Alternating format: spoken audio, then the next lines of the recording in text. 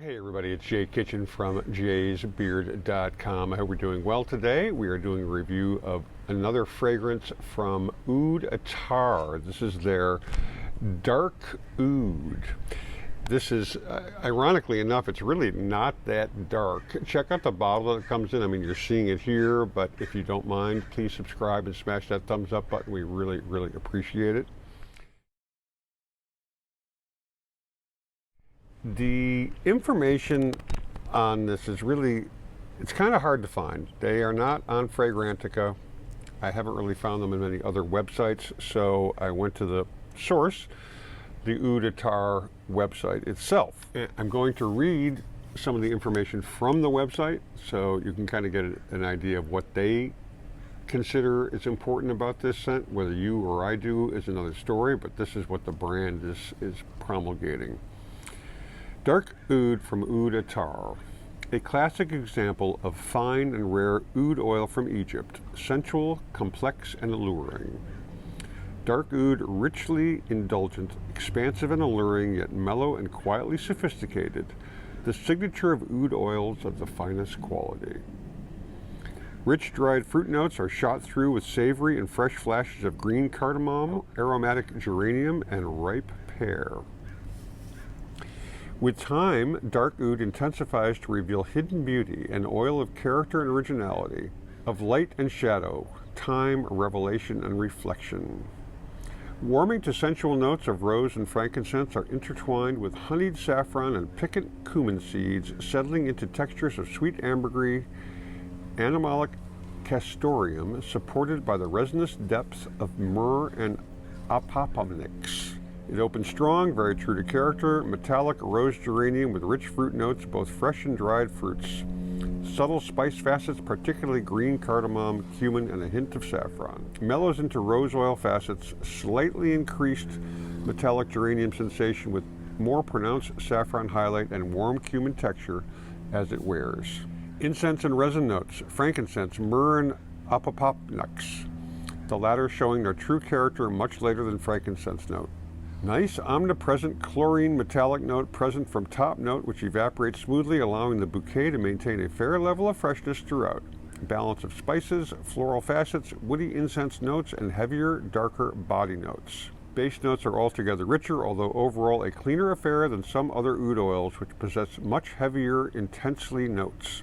Dark Oud, however, leans more towards the drier musk side of the spectrum, with patchouli aspects, leathery castoreum, more oceanic saline or ambergris. It definitely has that animalic kind of funk to it.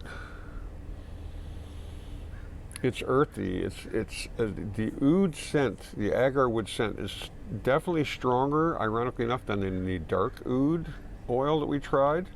The fragrance structure on this, the top notes are geranium, dried fruit, and cardamom.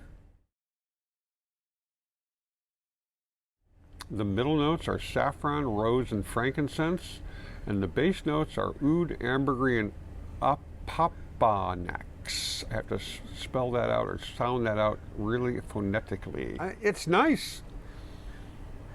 It's not necessarily something I would wear all the time, but it's like inoffensive, and yet it does have a kind of, it's a nice, it's not really earthy, but it's not florally either. It's somewhere in between. The rose and the frankincense definitely combine, but again, it's not overpowering. It's a nice scent. Like I said, I got this in a sampler set.